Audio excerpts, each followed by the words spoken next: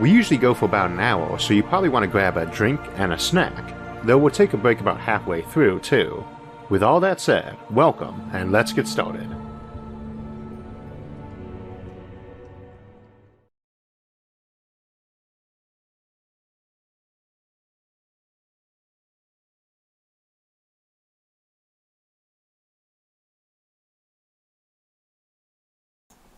Good afternoon, everybody, and welcome to our monthly live stream Q&A for January 2021. We'll get to your questions in just a moment, but you may have noticed, as I mentioned coming into this session for the day, Sarah, my wife, who usually asks the questions, is not going to be here today. We're instead going to be joined by my friend David Thomas, who will be reading out the questions as we go. And we'll go ahead and get started. Yes, I'm certainly not as good looking as Sarah is, so I apologize to your audience, but thank you so much, Isaac. This is really exciting. So Isaac, your first question. My question is, could you explain or go deeper into sci-fi or interstellar ship crew compositions? Information about that topic is of course very scarce, but I would like to hear your opinion on it. How big would they need to be? What are the numbers like? Like in Star Wars or in 40K, they seem way too high though. You know, one of the things you have pop up a lot in science fiction is the ships are either very small, like the size of a bus, or they are the size of a state or city. And there's some amount of accuracy to that. Yet the big reveal on the the Star Destroyer in the original Star Wars New Hope episode 4, it just rolls on screen. It's huge. And in that franchise, they actually had the crew complements about right. They are talking about like tens of thousands of people on more than one of those things, or even hundreds of thousands, which is still a little on the low side. And with a lot of automation, you might not need that many people. But then when Star Trek decided to do the next generation about the new Enterprise, where the ship's basically supposed to be like half a mile long, and it's got like 40 decks, like, oh, there's 1,000 people on board this ship. And you think about how big the ship is at that point in time, or even with ones like 40K, where they'll say they cram 1 million people onto one of those ships that's like 10 kilometers long, you think, oh, it must be packed. But you run the numbers on that, you realize that even if 90% of it was places no one could actually enter, they'd still have like one person per warehouse densities inside the place. And of course, for a lot of ships, that's probably all you really need is that level with all the automation. But the question then becomes, why is the ship so big? And with something like a fusion torch drive, you might have to have it that big just because fusion engines are pretty much always going to have an efficiency tied to their size. The bigger they are, the more efficient and they're likely to be. Although, of course, till we get one, we're not going to know. So you might get really big ships that way, and then it's just, what are you doing with the rest of the ship? And empty space is pretty much free in space. We don't have air friction either. So you could get those really big ships. The other thing, though, is the fleet sizes. It makes sense to have hundreds of thousands of crew on a big starship if you've got trillions and trillions of people. If you've got thousands of planets in your star empire, you should have populations of many trillions, if not quadrillions. And if 1 out of 1,000 people is in your navy, then you should have billions or trillions of people in this office. So, it's strange though it sounds, with Warhammer 40K being probably the least realistic sci-fi franchise, even compared to Star Wars, scientifically speaking, they always get the numbers and scale right. So, imagine paying for all those people. oh good God, yeah. Well, I think in 40K they're usually slave gangs. They pick up on planets and empty out the prisons and the holes, at least for the junior race. Give slaves guns. That's a good idea. Next question, Isaac. I'm assuming this is speaking to one of your last shows. At 6 minutes 26 seconds, that view of the rest of your studio surprised me. It seems like to be a normal room with no acoustic tile. My son, with a degree in film production, tells me there's software that cancels out echoes. Are you using that? And at 11:35, you mentioned the tapestry to help with sound absorption. Actually, David, you want to roll the camera on? You might be able to see let me switch over to his one real quick. You can probably see the camera on the tapestry right now. That is pretty much the studio. And for the most part, it's the desk, because, again, we mostly just record audio in here. And the tapestries help to absorb noise. There is an installation on the wall that was picked specifically to help with sound reduction when I had the office built. We'll probably be changing studios in about 4 months, too, to go for something a little bit bigger and more professional, but there's actually got drop sound tiles and things. But for the most part, where sound's concerned, you need to eliminate any background sounds you've got, but I live out in the country, so there's usually not too much of it to begin with, and there is sound deadening in the walls right around me. But mostly you just try to limit the sound that's going on there. So if the air conditioner is running, I have to shut it off, for instance, when we're recording in the summer times, which can get very hot. But other than that, more sound stuff helps, but we don't really use anything specific. This is a USB condenser mic with a colonioid filter, so it kind of filters directly towards me. You can probably see the thing right there. So that's the studio. It's a very neat setup. Really, really nice. So next question, Isaac. I'm glad I could catch the last SFI live stream of the year. Here are my 2 questions. Now that the year's over, what are your thoughts on 2020? And what do you expect to happen in 2021 besides the continuation of fighting the pandemic, of course? And question 2, when technology in some areas slows down in advancement for a long time, do you think that will change the definition of what is considered old technology? Why or why not? Oh, hi again, Albert. He's one of our regular question fellow. I'm sure he's here today too. That's some of the questions we have from last time coming in. While we get to their questions in, I'd say the big wrap up I have on 2020 is just that, as a rule, everyone is going to pretend the year never happened. It's going to be one of those years. Because it's been, for most people, a very bad year. It's actually been a really good year for me, personally. And Sarah would agree with that. No, she would not. She had the year, too. I think us getting married was like the one upspot of the whole thing. Oh, she won a seat, too, but let's see. And I'd say that the biggest technological advancement we're going to see is probably going to be how to actually manage people's locations with privacy in mind. I want to know where people's location is. I can turn on my phone and people can ID where I'm at what time and so forth. We can keep all that anonymously somewhere. And we keep everybody else's that way too, if they opt in. Say you had a policy that was an opt-in. So that if you got sick, say your Fitbit that you're wearing told you were running a fever, it could instantly ping it up to some system which would automatically ping everybody else who had been within contact of you, anonymously within the last X number of times, saying, hey, you are near someone who's got a fever, get yourself checked. And obviously that's very simplistic, but that's the sort of approach that I think you're going to see is, how do we do that? Not just for this epidemic, but for all the other ones that are minor flu things.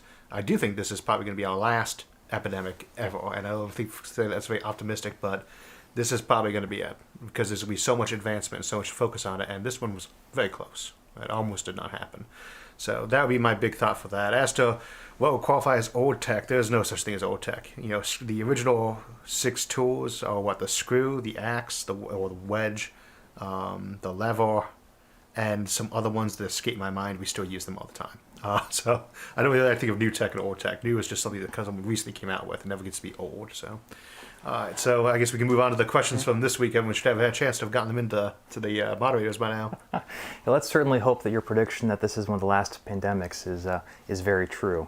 So here's a question for you, very topical for this past week. If you were interviewing Elon Musk, what were some of the questions that you would ask him? If I were interviewing Elon Musk, what are some of the questions I would ask him? Why on earth did he smoke pot while he was on Joe Rogan? I'm a fan of Elon Musk. I notice that people tend to break into, they either really like Elon or they really hate Elon. I tend to be in the category of I have a great deal of respect for him and his work, but he makes mistakes too. I think he's a great guy. Questions I'd ask him is basically, what's next? Because every time I bet against him, he's turned out to be. You can come on in, by the way, if you'd like. There's another person in the studio with us today, so. But probably just something along those lines. What's the next project? What's the details of what you see happens after Mars? Are you interested in doing asteroid mining? But the thing is, he tends to let us know his new ideas all as soon as he got them pretty well compartmentalized. So I think that's just kind of wait and see. He's fun to watch. He's like Edison or Tesla that way. A quick side note I saw from Sindri, one of our moderators. He asked about if I was aware that I was an advisor voice for the mod for Stellaris, and the answer is yes, I am in that video game mod, and I did agree to record those, and I actually made up about half of them. They all strange ones. For those of you who don't know the Stellaris video game, we sometimes use their music. They're from Paradox. They lent it out to us, but one of the more active players asked if I would do a mod for the advisor. Basically, it says things like, your ship has been completed. You're getting a new communication. And so there is a mod for me that I recorded those, and I thought it was fun to do. So feel free to go check that out. We're at the next question. You've gone truly virtual. Yes. So Isaac, how on megastructures would you simulate hydrothermal activity like you see in Yellowstone or other volcanic places? That is tricky. The thing that I would say is you can always simulate something like that. Whether or not you should, it's kind of like with magnetospheres. You can produce a magnetosphere on a planet by spinning up the core and nuking it over and over again, or you could just wrap a wire around the planet and turn it on. It's not hard to generate a magnetic field. You don't need trillions and trillions of tons of spinning hot molten metal to do it. And you don't really need trillions of tons of molten magma to keep your landscaping refreshing. You could just have robots that would come like drain out your empty ocean barrels and bring them back up to the top when you have too much sediment. But to actually simulate hydrothermal vents, I think I would just go really, really simplistic and put a pump and a heater in underneath the ground somewhere and have it turned on. Like a fish tank. Basically, yeah. Keep it simple. Next question. So Isaac, could neutron stars be viable for hadron collider? Possibly by dropping a white dwarf in one, and could stable charm quark matter be made with one? If you dropped a white dwarf into a neutron star, it would cause... Well, actually, I was going to say it cause a supernova, but I'm not sure that would happen. I think you would get a lot of gold from that, actually. 2 neutron stars colliding will get you a lot of gold. 2 white dwarfs will get you other heavy metals. You get a bunch of heavy metals out of that collision and a big explosion. And then a black hole. I don't think there's very many white dwarfs that would be too unmassive that if you add them to a neutron star, that wouldn't be enough to kick it over the limit. Well, maybe not. You might just get a bigger neutron star out of it. I don't think you'd get any... I mean, you could get some very interesting quark effects, to be sure. But the thing about neutron stars is they all made out of neutrons. They're all up and down quarks still. We don't have any solid reason to think they are strange or charm matter in there, though it's been speculated that might be the case. Beneath that level, at the quark star level, which is the thought to be the thing between neutron stars and black holes, or neutron stars and Planck stars, maybe, but that's one of those ones where I have to refer you to a particle physicist. Maybe, I don't know if he's on here right now, but Paul Sutter from Ohio State, we've done a collaboration with him before. That probably more up his alley. Ask a Spaceman, that's the show. Next question. So it seems like the phrase, "it's never aliens," is being taken too far in SETI. It is always the last thing to consider, as if the very notion is downright unscientific. I know about Occam's razor, and if I mispronounce any of these things, I am greatly sorry, and the history of false alarms. But with more and more instruments coming online that are capable of detecting alien civilizations, shouldn't we be holding out the possibility as being a lot more likely out of intellectual honesty? Occam's razor. I pronounced it right. Okay. Yeah, no, but we're not. It's SETI, not SETI, but SETI, the Search for Extraterrestrial Intelligence, for those who don't know, often called SETI. And Occam's razor, for those who don't know, is the idea that the simplest and most obvious solution is probably the correct one. And Occam's razor often cuts very sharply and sometimes cuts incorrectly. We have the... I did not know what this actual meme was for some years of running the show, but there's a guy who's got Einstein levels of hair, who was on the History Channel a lot, who was known for basically saying, I'm not saying it's aliens, but it's always aliens. And the counter meme that I guess I got hit with was, I'm not saying it's not aliens, yes I am, or it's never aliens. You're a meme? Tons of memes. But I don't think I have the hair for it. Although I usually comb mine off for pictures. If you catch me walking around the house most of the time, I usually have my hair all puffy. SETI, the Search for Extraterrestrial Intelligence, is positive on the idea there are small aliens somewhere inside our own galaxy. I tend to assume they are not, so I tend to assume the answer is always going to be something natural. But you should never be ruling it out. That's the mistake people make on that too. It shouldn't be the first thing you go to. You should always be looking for natural phenomena first. Actually, that's not even true either. You shouldn't be looking for natural, artificial phenomena first. You should be looking for the simplest explanation. And in astronomical cases, that's usually going to be something natural, and has been the case every time so far we've had a chance to get an answer. We have a lot of unexplained phenomena still, too, that might be artificial in origin. You're looking for the right answer. Whether it's uncomfortably alien, or it's natural, or whatever it is, the right answer is the right answer. And you shouldn't rule it out. But like when Tabby Star came out, one of the first things a lot of people said is, "Oh, everyone's saying it's aliens again." And I said, "Well, all the people in the field didn't think it was." No, everyone I know in the field, first thing they thought in their head was, "I wonder if it's aliens." They don't instantly ruled it out. It's probably not, but it was the thought that went through your head. That might be a Dyson swarm. That might be aliens. Maybe they didn't think it was very probable, but the thought went through their heads. Everyone who's in science is a geek. They've all watched Star Trek, Star Wars, etc. Of course you thought it was aliens for at least a brief moment. And then you try to rule that one out. But my usual philosophy is if it is artificial, it's going to show up as artificial for a bunch of reasons. If you stumble across one screwdriver or a hammer in nature that's kind of rock-shaped, you might say, well, maybe that's a natural object. But when you walk into a tool shop, yeah, that's artificial. And no one's going to be like, I wonder if this is a naturally occurring workshop. I wonder if this toolbox is just naturally occurred somewhere. No, it's artificial. And I think with our first contact with aliens, it's probably going to be something like that. When the flying saucer lands on the White House front line, you're not like, I wonder if that's an asteroid. No. That'd be a great way to end out 2020, but it didn't quite happen. It wouldn't even be the most interesting, exciting, or crazy thing that happened in 2020. No. Could be a good thing or a bad thing. So next question, Isaac. Can a planet that is tidally locked to its star have continents and oceans that move in and out of the twilight zone of the planet, forcing life onto land or water? I'm sorry, can you say that one again? Sure. Can a planet that is tidally locked to its star have continents and oceans that move in and out of the twilight zone of the planet, forcing life onto land or water? Yes, wow, I haven't known about that, but I mean, over geological times, they should actually migrate, although maybe less so because the way that tidal locking happens is it's kind of a friction effect that's happening on the planet.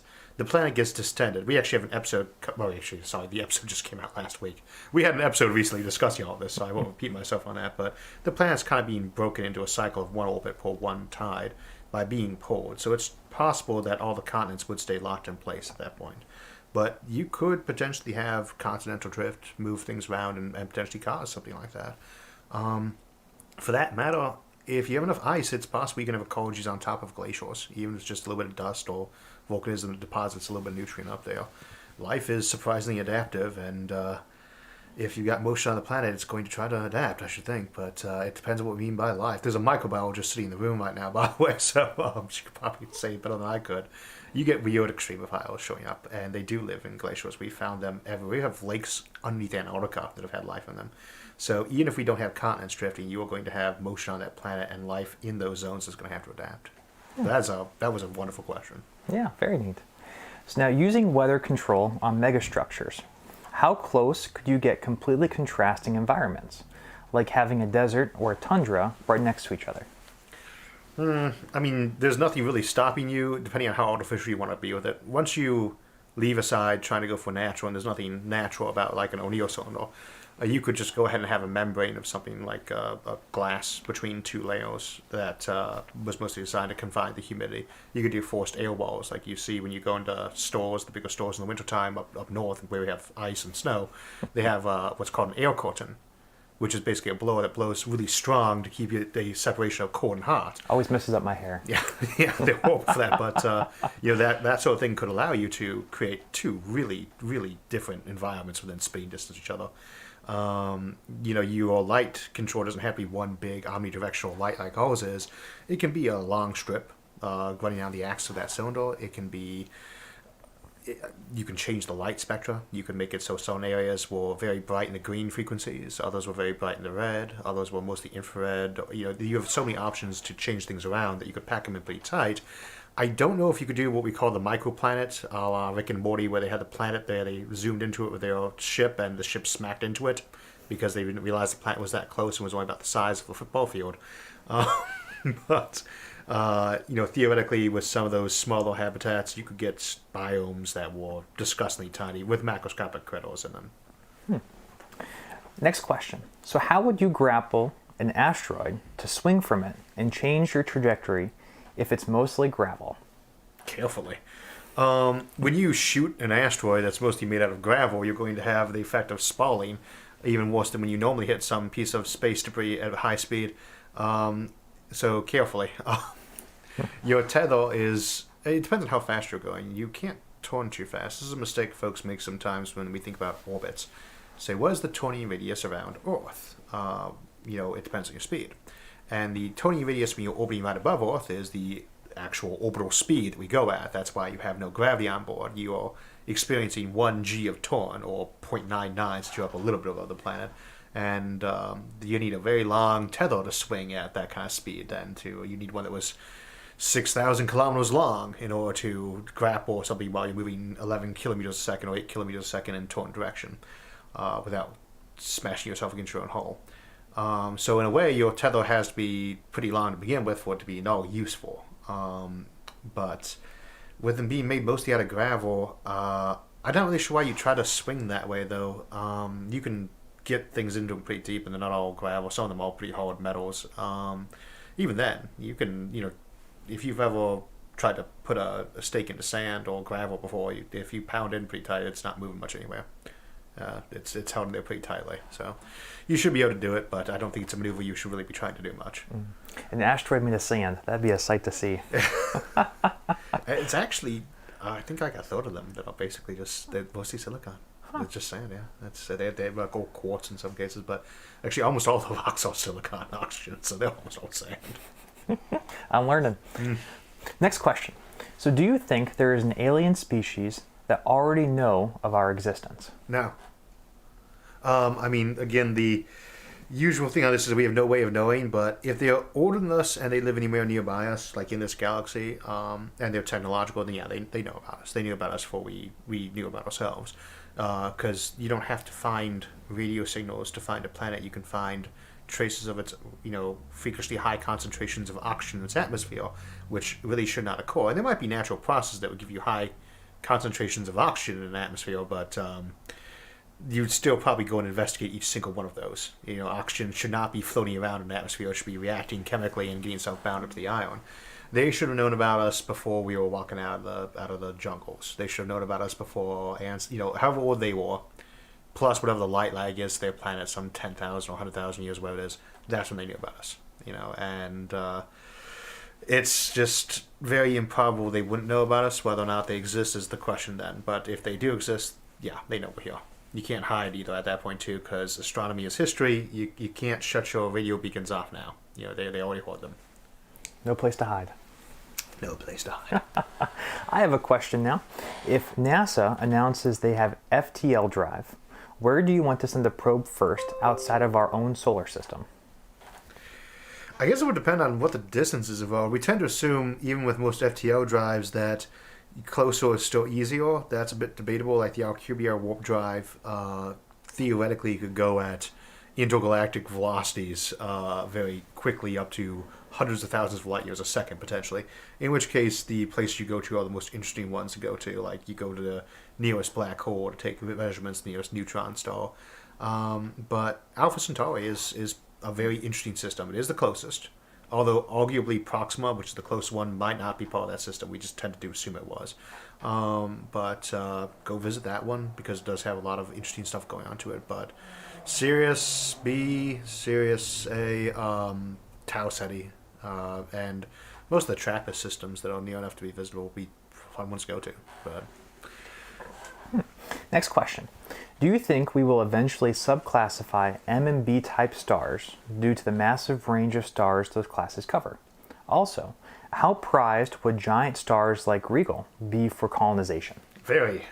We have an episode that's on that at the end of the upcoming month, colonizing giant stars, where there's this notion that you shouldn't colonize the big ones because they're going to go boom. And basically, I'm not going to spoil the episode because it's coming out this month, so you can watch it then, but we will challenge that assumption that you wouldn't want to colonize these highly explosive and short-lived stars, and rather that they will be the most valuable ones out there. And as for just the M-type stars in the first place, the red dwarfs, the ones that make up most of the stars now that we know better, telling you whether or not we include brown dwarfs. So I got distracted by my cat walking through all the bios for the cameras. He's a cutie. Yeah, it's an unnerving moment though, because what if he trips and knocks them all over? M-type stars, the red ones, they really should be broken into at least a few categories, I'd say. But the big one would be the ones that are going to go into blue dwarfs, those ones under a quarter of a solar mass, and those that are bigger. That probably should be two separate classes, but I don't know if they'll bother me doing that. Truth be told, the color spectrum ones, M, K, G, O, A, I'm just I'm saying these out of the order. I think that goes, what is it? O, B, A, F, A, oh wait, O, B, FAKGO. Well, whichever the case happens to be. There was a. No, it doesn't matter. There's one of those. Oh golly, oh boy. Nah, doesn't matter. Moving along. I don't think those ones will really stick around as a system of classification much longer. Well, here's talking about the future. How likely is it that far future will be terrible? How can we reduce S risks, i.e. risks of extreme suffering in the far future? Sometimes the thing about the future is not to try to solve all the problems that are in the future. When we talk about colony arc ships that are going to be traveling through space for potentially thousands of years or thousands of generations, we had the question of how do we make sure those people stay on the same target and on the same society when they arrive after all those generations? And a thing that people don't ask too much is it really our business to be doing that? Do you want someone who's been dead for 1,000 years, let alone 1,000 generations? Do you want their cold dead hand around your neck telling you what to do? For whatever the motives are, no matter how good they are. I generally don't believe that folks who lived centuries ago understand our situation any better than we do right now, because I don't think they are smart on us per se. I don't think they're dumb on us. That's a mistake. Don't think the folks in the past is dumb. But they weren't any smarter than us, and they didn't have the information we have. It's hard to predict a century ahead of time what the problem's going to be. I think with the most famous science fiction series, The Foundation by my namesake, Isaac Asimov, great series, love it. But if I had been the Foundation leaders, I would have gone and smashed up the hologram thing within a 4th century Havian. I don't want him guiding our future, good or ill. We can do it on our own, and whatever he knew, we should know and understand better. So the same thing that applies to the future is, I don't want to create a system or a world where all the problems are solved, because then they don't have anything to do. And what's more, my solution probably isn't going to have been a good one. And if they are descendants of ours who are worthy of the honor, as it were, assuming they don't view us with contempt, but whichever the case happens to be, they should be able to handle their own problems. We don't want to leave problems on them, but I don't think it's our job to try to solve them all for them either. If that makes sense. I think we got time for one more question before we go to the break. Alrighty, last question before break. What do you think about the younger Dryas event, and could it have wiped out an advanced civilization on Earth? I'm trying to remember if the younger Dryas event was the one from like 12,000 years ago or 70,000 years ago. I know one was the one that started to have emptied out not the Black Sea, obviously, but I've drained the Black Sea a little bit, and the other was the impact event that was about 70,000 years ago. And what was the actual question attached to that again? So do you think it would have wiped out an advanced civilization on Earth? Oh, no. I mean, it could have knocked over some ones that were pretty close, but... And of course, we had that with the... I can't remember what they're called right now. I think they'll probably actually call that. The Indus Valley civilization, it starts with an H, but that was around there like 5,000 years ago. Very advanced in many ways. They had bricks and standard templates for a lot of stuff. Same for a lot of things. We had them pop up, but they didn't really stick around. And... I don't think they really lost technology that often. When civilizations fall, they don't tend to use, whatever technology is useful sticks around. So usually they use things like aqueducts because they're not doing aqueducts anymore. But I don't think civilizations tend to be the first things to fall when you have rough times, because they're the most robust in many ways. The weakest too, but they'll pop back up within a generation a lot of times in some new format. All right, we're going to go ahead and head to break, and we'll see you in a little bit. We'll be on break for a few minutes while I refresh my coffee, and it's a great time to grab a drink and a snack yourself or get some more questions into our chat. You've probably noticed my wife and usual co-host Sarah is not present today. She's attending a friend's wedding, and congratulations to Robin and Holly Nisley. Instead, we're joined today by someone who was a groomsman in my own wedding, a longtime friend of Sarah and I, David Thomas, who also happens to be the Ashtabula County Auditor, having gotten elected to the role in 2018 at the age of 25. I've known David since he was in his teens, serving on the zoning board of Austinbrook Township, one town over from mine, and he spent much of the time in between at college and working in state and federal government positions with the state legislature and U.S. Congress. He came home after that to serve as Austinbrook's fiscal officer while working on his MBA, and then was elected county auditor and is our youngest elected county official. He has definitely brought a lot of enthusiasm and technical knowledge to the post, and one of his more interesting adaptations during the COVID-19 crisis was posting videos discussing taxes and regulations, while simultaneously hosting a cooking show from his kitchen at home, which are probably the most interesting discussions of topics like property valuation and taxes in existence. I often like to use our monthly live stream break to highlight one of the many folks who help out on the show, and I wanted to thank David for taking the time to guest co-host today. I've mentioned before how lucky I've been over the years and folks I've gotten to call friend, many with the show and many locally over my time in college or the military. And this last year when we often haven't gotten to spend as much time with our friends as we are used to, it helps to remind us how much we should appreciate all those folks in our life. They can help out in tough times, even if just by being there, and I hope you got some folks like that in your own life. That's an interesting note on futurism. Someone commented to me not too long back how things like social media were never expected on the internet when the concept was new, and this may be true but is an example of how we probably should have seen that developing, because technology is something we use to enhance our lives and further our goals and priorities, and humans are innately social critters, so it stands to reason that any technology that can be used in that way will tend to be once someone thinks of a way to do so. On a channel-related note, before we get back to the show, we recently altered our format on Patreon to switch to a monthly donation system, something Patreon offered as one of their two principal donation methods for years. But we have always done the other one, the poor creation or poor thing option, and Patreon has been encouraging us to switch for a while to add additional functionality, and we finally have. The transition appears to have gone quite smoothly, but I want to thank all of our patrons for their continued support and patience during that switch. I used to use the poor thing option because I didn't think it was right to charge folks unless a video had come out, but I'd only do it for the regular Thursday episode, which is why I always refer to the extra episodes that came out occasionally as bonus episodes. They began as a bit of an extra thank you or bonus to those patrons as I didn't charge for that episode. Since we are switching to monthly and we have gotten to the regular habit of doing an extra episode mid-month on Sundays and the end of the month live stream, I started mentally switching to thinking of those mid-month bonus episodes as Sci-Fi Sundays, as the bonus episodes tend to be more relaxed, science fiction discussion type episodes, like our Star Trek Prime Directive Fermi Paradox episode of a couple months back, this month's Machine Overlords episode, or the one for February, Co-Alien Habitation, which is probably about as close as we'll get to doing the often requested Sexy Aliens episode for the Alien Civilization series. And we will be looking at both how you'd build a space station or habitat with multiple alien species living in it, and how alien-human marriages or half-alien, half-human folks might come to be. And speaking of marriages, congratulations again to Robert and Holly on their happy day, and thanks again to David Thomas for filling in for my wife Sarah while she attends their wedding.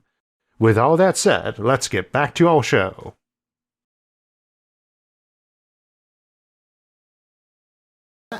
Okay, so we are ready for more questions. Yes, and I will now say who the question's from, so I apologize for those folks previously. So, question from Cluckery Duckery, that's a fun name. What would you think is the rough timeline for us to start having civilizations living and working in space on a large scale? Do you think it's centuries, years, decades? I mean, it kind of depends on what we mean by large scale here. We will have people working in space within 20 years ago, but we'll probably have hundreds of people working up there at a given time, sometime this century. It should be in the hundreds at a given time this century. Whether it gets in the thousands, they're actually at a given time working up there this century is hard to say. Assume thousands of people are going to go into space in a given year in the not too distant future, maybe in the next decade or two, but probably more like 20 years from now.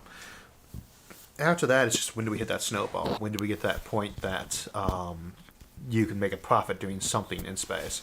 I think that time is still going to be a bit far ahead.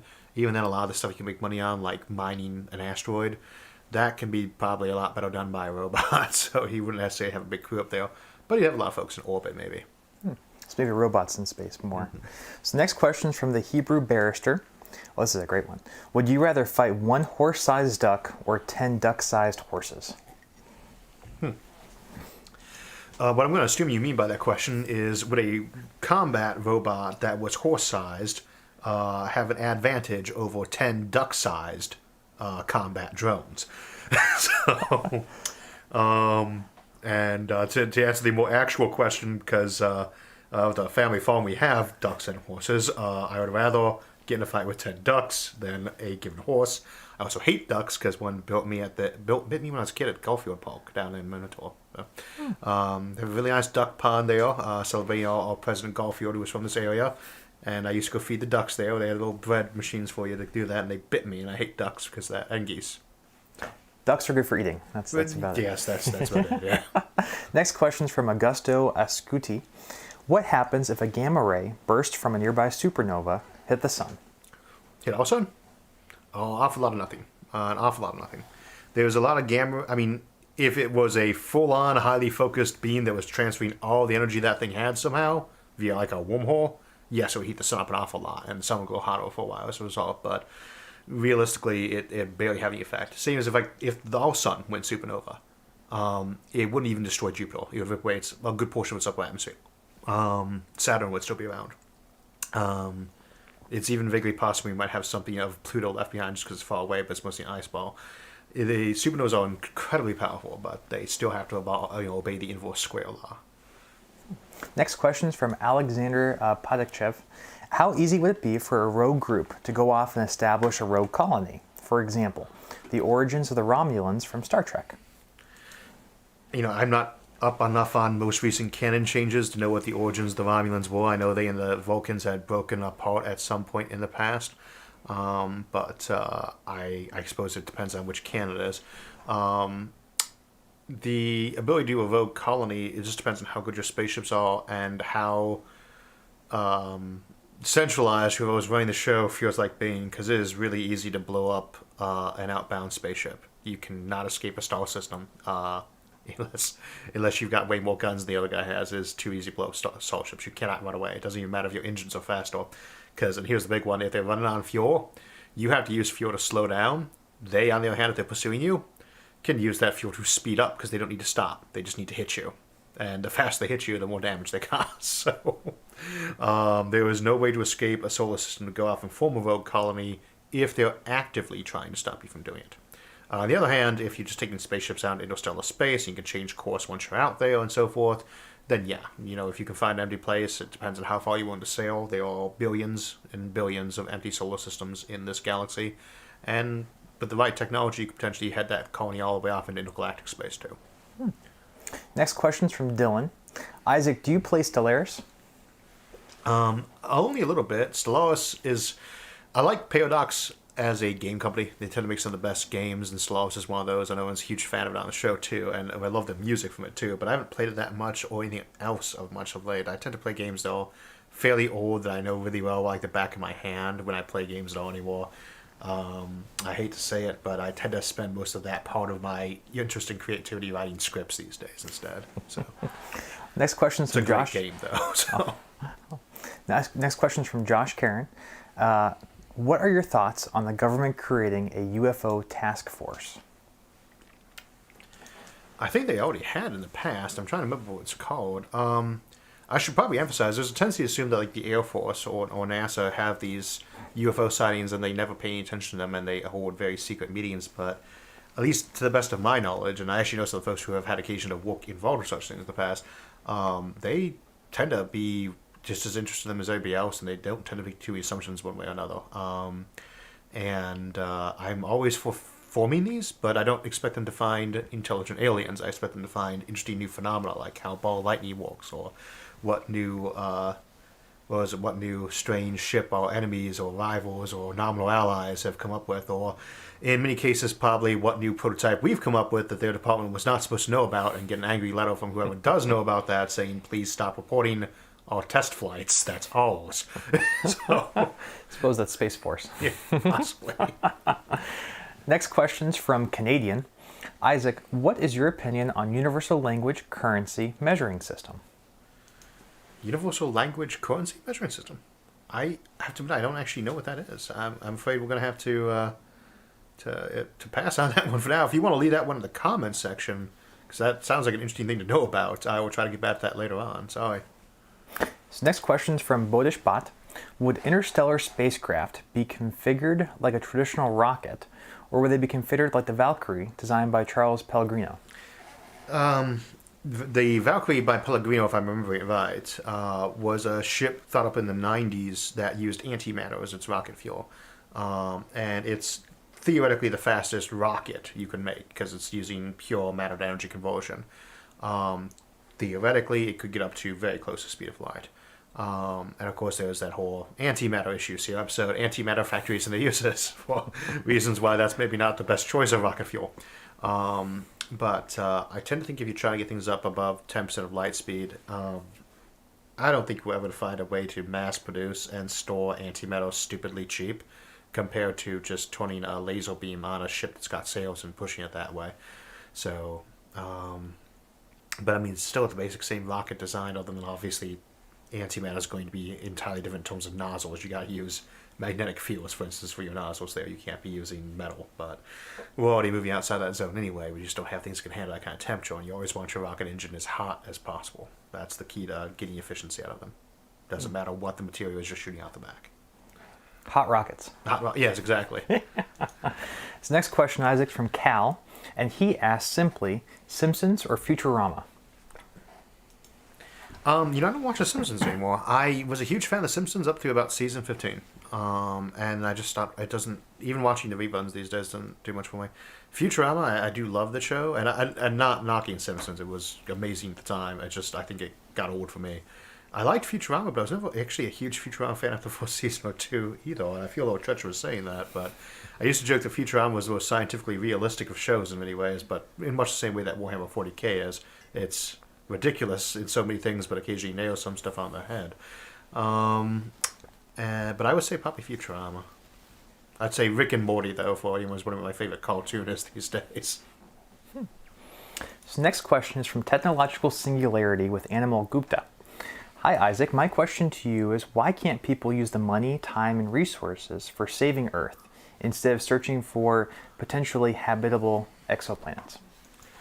I mean, we can walk and chew bubblegum at the same time, is the usual answer anyway. You cannot throw money at problems that are scientific and expect them to get solved faster just by throwing money at them. It does help a bit.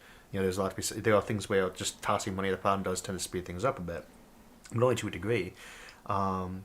People get interested in sciences for a variety of reasons, and you can't suddenly be like, hey, all of you guys who are interested in geology and biology and medical science, we're going to stuff you at the issue of recycling garbage. And all of you who are interested in physics and astronomy, you too. All of you get in on that issue. And we'll throw as much money away as you want. You can pump up the research in the field a lot by doing that, but only to a very limited degree. On the other hand, you can start missing out on stuff. Physics, for instance, is that baseline science, same as math, where advances in it tend to spur advances in other fields. The new microscope that comes out has to be built around new principles you're going to find in optics or in physics. If you stop doing that, where's your new discoveries coming from that are actually letting them advance those areas? So it's not just a question of can we walk and chew bubblegum at the same time. It's the question of can we do anything but that. We have to, we have to keep at these things. We have to multitask. And there are almost 8 billion of us now. Almost 8 billion. We should be able to do more than a few things at once. So that would be my thought on that. So next question is from Void. And he asks, I've heard fusion reactors are more efficient than stars. Could the lack of Dyson spheres be because anyone with the time and resources to make one just star lifts it all to reactors instead? That can be the reason why there would be Dyson spheres or Dyson swarms itself. The idea of the Dyson swarm is if you got a star born in there, you're going to go and globe it with a bunch of other power collectors to make sure you use all that energy. If you're not using them for power, then you should see the normal star. Problem is, if you rip them apart, you're now going to use them to presumably make energy with a commercial fusion reactor, or even dumping the matter down a black hole. Say, generating power for black holes, if you can make a black hole, is easy. That's like the easiest power system in the world for advanced matter to energy conversion is dump the stuff down a black hole and absorb the radiation that comes out. And it's ultra efficient. And it still leaves you a heat signature. And that's the critical thing there. Biological systems are going to be somewhere between 273 Kelvin and 300 some Kelvin. That's just how it's going to be if they're based on water. And that's probably going to be the most common type of life out there because it's hard to come up with a way it could not be, right? And so they should have their environments showing up at about that temperature. Whatever they're doing that they're living in should be around that temperature. And thus we should see infrared from whatever power source they're coming off in that zone coming off.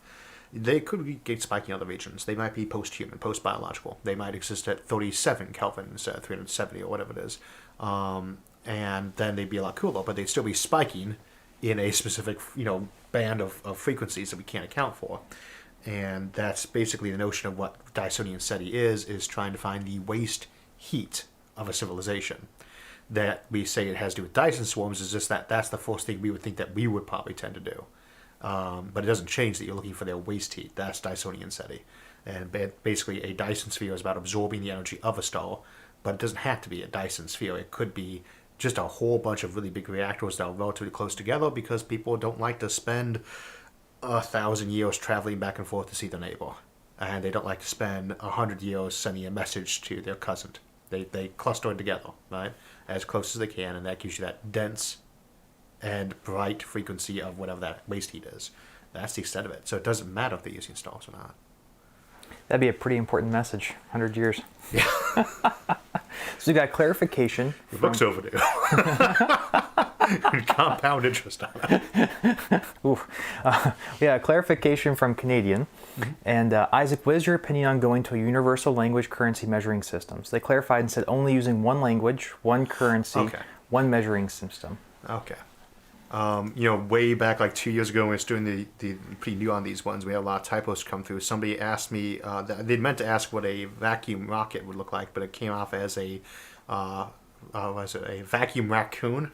And I was trying to figure out what that was forever today. Switching to a single system of measurement, switching to a single system of language. There's a lot to be said about standardization. I hate the metric system. I think I've mentioned that to people in the past. Metric system's horrible. And everything people tell me, it's actually a pretty good system, but people's assumption that we should only use metric system is just lazy thinking. It really is. Scientists are not all in favor of using the metric system. Otherwise, we wouldn't have units like EV or light years. A year is not metric. The other thing is I like using base unit 10. That's not the metric system, that's the decimal system, right? And 10's not our natural number just because we have 10 fingers. We also have 12 knuckles. Most of our counting systems were based on 12 in the past because that's 3 times 4 is 12, 6 times 2 is 12, 1 divided by 2, etc. Whereas 10, you just got 5 divided by 2. We do not naturally do 10. We could do 12, we do 6. We use base 5 and 12. We get 60 minutes in an hour or 60 seconds in a minute. 5 times 12, right? But other than that little rant about these things getting confused, as I have a bit of a passion against it, the metric system is a very handy one for day-to-day stuff, but it's not in any way special or unique, and it's not the best one to be using if I'm trying to do astronomy. It's not the best one to be using if I'm trying to do anything smaller than the human scale, really. It's very good for day-to-day stuff. It is not good for anything involving particle physics, for instance, where we never use it. And it's the same for languages, right? It's good to have a language everyone can speak together. And at the moment, that seems to be English is the lingua franca, as opposed to French, which was the previous lingua franca, or Latin, right? Maybe it'll be Arabic or Spanish one day. More likely, it'll be some huge portmanteau of every major trade language in play. And those are handy. But do you need to eliminate all your languages? There's a lot of thinking advantages to having, being bilingual. Well, there's a lot of thinking advantages to having more than one unit of measure you use, too. A lot of mistakes I've seen when people are learning physics new or learning chemistry or other things is they forget to carry their units through them. And they do that more when it's only in metric because you don't have to. All the units are the same. It's just one. When you actually have to convert units a lot, it reminds you to carry those around more and you make less mistakes, in my experience, my anecdotal experience, by knowing multiple units and being comfortable with them. As to what the best unit of measure is, well, it certainly isn't the imperial system. Feet and yards is not great. So I guess it is metric by default, but don't get too rooted in the idea that one system of language or one system of currency or one system of measurement is going to fix any problems. It can be handy. You certainly want standardization, but computers can standardize things automatically. So it's not necessarily as important as it used to be either. Diversity is the spice of life. Oh, yeah, I'm going to get in so much trouble for that answer, too. People will say, yeah, it's the metric system. When your base unit is a kilogram, e.g. 1,000 grams, you got a bad system. So next question's from Rommel Daniel of Vidal Soto. What do you think about the argument that humanoid aliens are more energy efficient than any other theoretical anatomy? That humanoid aliens are more energy efficient than any other theoretical anatomy. That comes up in sci-fi a lot of times as what I've always thought of as a rationalization for why your special effects budget can only handle putting humans on the screen, or humanoids, people who look like humans only they got a little forehead or ear difference or some random crap coming out of their mouth, which seems to be a popular one. It's expensive to do special effects. There are a lot of advantages to the bipedal system, and there's almost nothing that uses besides humans that I can think of. More limbs you got, especially the bigger you are, the harder it's going to be to control them. We use a lot of our brain just for controlling our limbs and things like that. So I would not expect the humanoid form to be less common, but I can't think of any particular reason. It's more power efficient. It's very good at getting rid of heat, though. I don't know that that's really unique to our geometry, but humans are much better at getting rid of heat than most other mammals, and that's a good advantage for us personally. But that's compared to other mammals who all use basically the same, basic anatomy that we do. I would say that the best thing for getting rid of heat is not a sphere. The less sphere like it is, the better it is at getting rid of heat. So if it's got like a million little stegosaurus things popping out the back of its fins, and actually I think there's been talk about whether dinosaurs might have used those as sometimes as ways for radiating heat. The more radiating heat systems you got, the better you are getting rid of heat, and we're not really that good at radiating heat. You could have an extra cooling fans on us, things like that, extra spikes. But maybe humanoid system would be. I would not be surprised to find other humanoid aliens if we found aliens, but I wouldn't assume that would be the norm either. Next question is from Hannah B. Is there a material that is scarce enough and hard enough to make in a post-scarcity civilization that it could function as a currency similarly to the gold standard? Well, there's two questions back in that one. The first is there that material? The second, is there something besides gold? And then the other question that's packed in there is kind of the assumption that a commodity currency can be a good thing. Then potentially it can. We could argue that what we currently use, fiat currency, is a commodity currency of stability. It's based off the stability of the country that's issuing that coins. But commodity currencies of any kind always are very, very vulnerable to anything technological that changes the production system. So let's say I'm making some alloy that is a hyper strong, never decays metal that people just cannot realistically forge unless they've got themselves something like a neutron star and black hole factory be churning out that alloy. And there are some weird things you might be able to make out of like quark matter or mag matter that we've looked at conceptually that might be things you could only manufacture inside giant super colliders. But let's say that's the case. Someone invents a way to do that 10% more efficiently, and besides the fact that they are a quintillion right at the get-go from having done that, everybody else's money is now worth 10% less. And that can be quite a problem because, of course, some people have debts that are now worth 10% less, other people have savings that are worth 10% less, etc.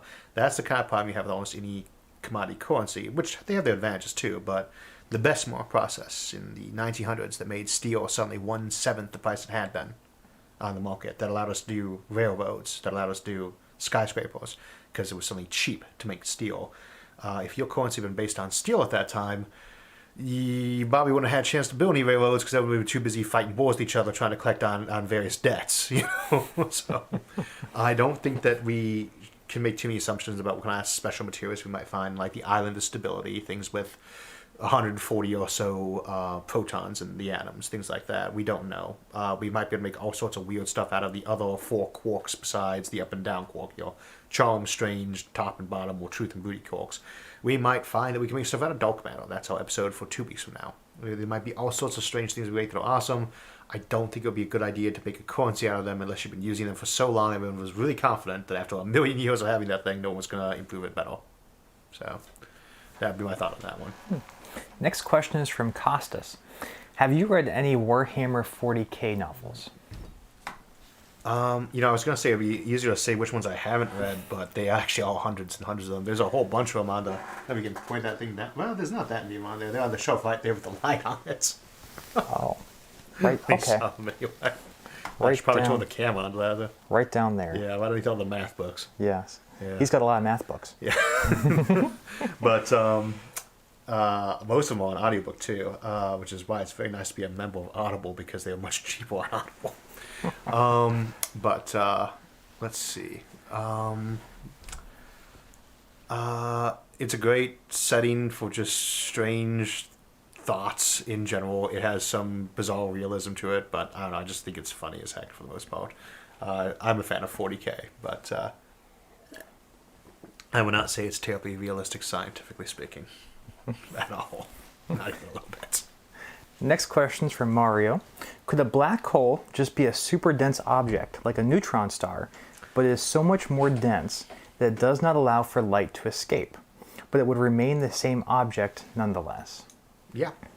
There's a lot of unknowns about black holes, and it doesn't have to be that dense either. In order for something to, the density a black hole needs to be a black hole goes down the more massive it is. And the event horizon of one of those, its radius expands linear to mass. So if you double a black hole's mass, it doubles its actual event horizon radius, or 8 times more volume, which means eighth the density for that same amount, right? Or quarter the density because you double the mass. Black holes in the center of galaxies have huge event horizons, and the mass inside them could be very undense. You need to get really dense to make tiny ones, but not so dense for other ones, right? So if they are not single point-like objects, and that's very debated, then you could potentially have ones that were no denser than air. And like the Borch planets we talk about, where we stuff an entire galaxy into something you build a shell around it, the big brother of the Dyson sphere, those things are insanely undense. They are less dense than the space station is going through, and yet those would still be a black hole right underneath the ground layer. So it varies a bit. Next question is from Melancholy. If we had heavily invested in nuclear propulsion and continued investing in space in 1960s and 70s, how far along do you think we would be today?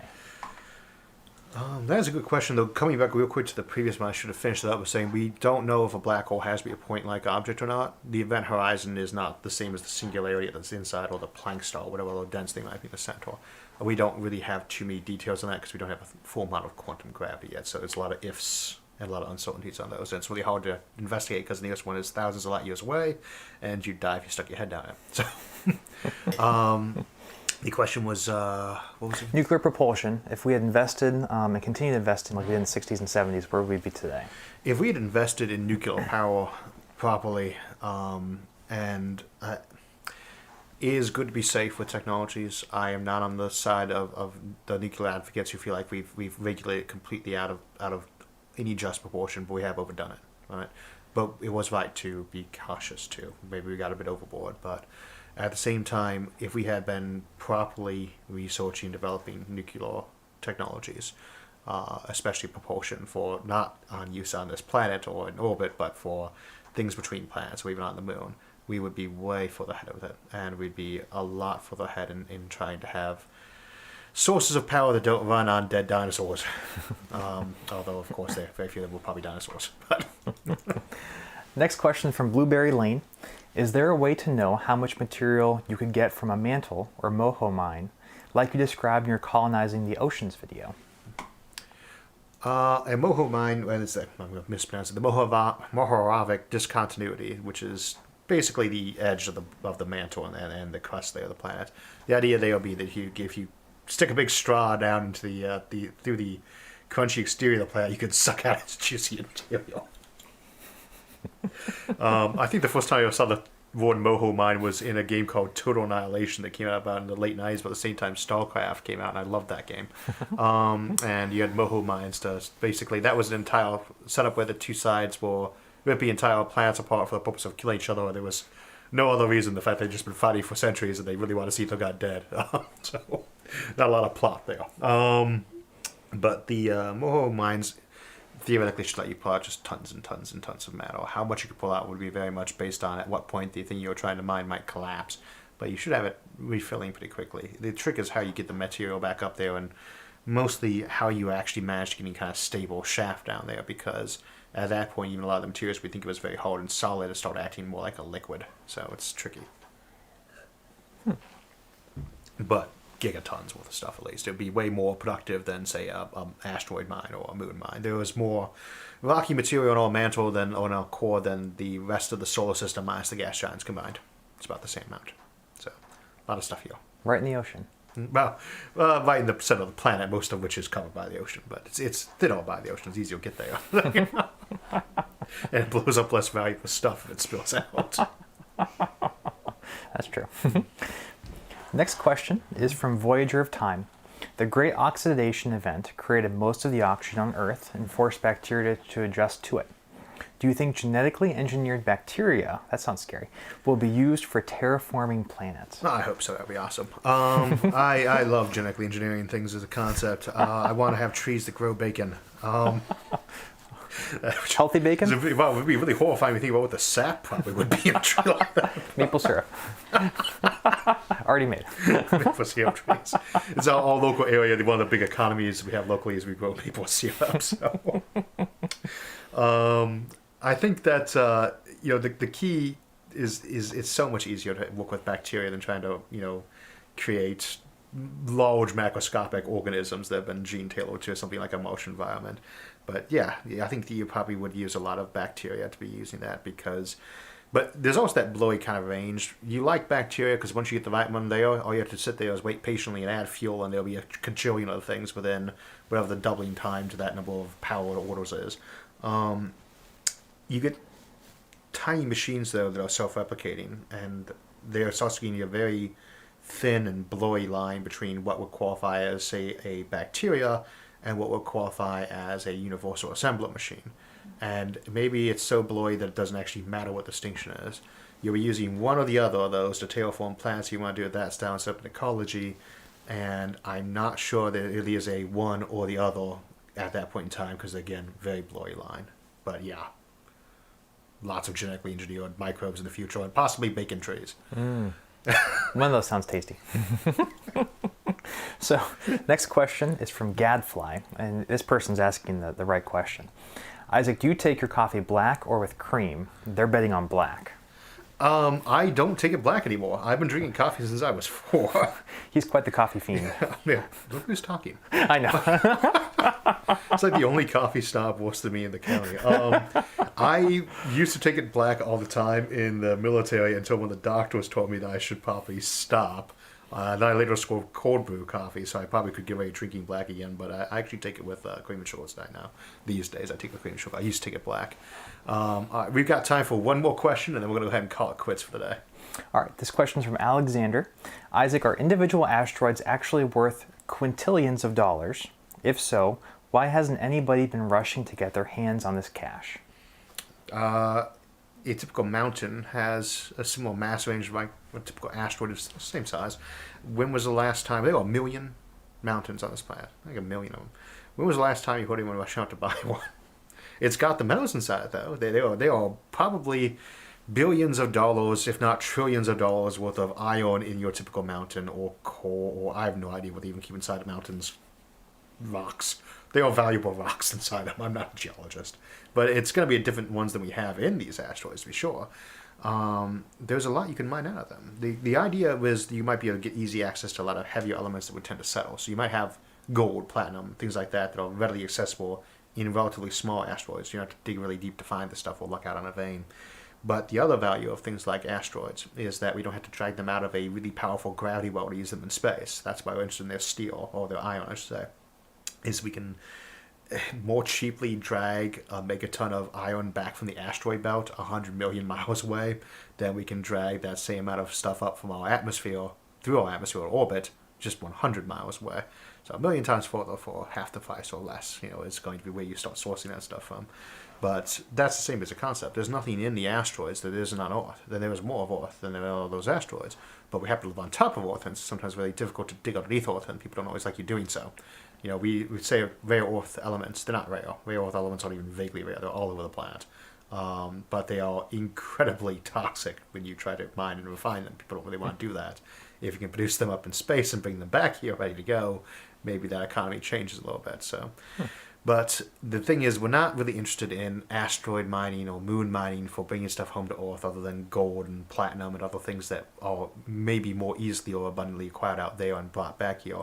We're interested in mining space to more cheaply get stuff into space, so we're not spending $1,000 a kilogram to have the stuff up there, So that's the real value of those there. I'm sorry I missed a lot of people's questions today. We'll be back again in about a month with Sarah rejoining us. I want to thank David Thomas again for helping us out today. And if you do have any questions, if you want to leave them in the comments of the video, I will try to get back to them later today or tomorrow. Thank you so much for joining us, and we will see you next week. So that will wrap us up for the day. I want to thank everyone for joining us, and again, if we didn't get to your question, feel free to post it as a comment below, and I'll try to get to it this evening. Also, you can continue the conversation at any of the forums on Facebook, Reddit, Discord, or our website, isaacarthur.net. Thanks for joining us, and we'll see you Thursday.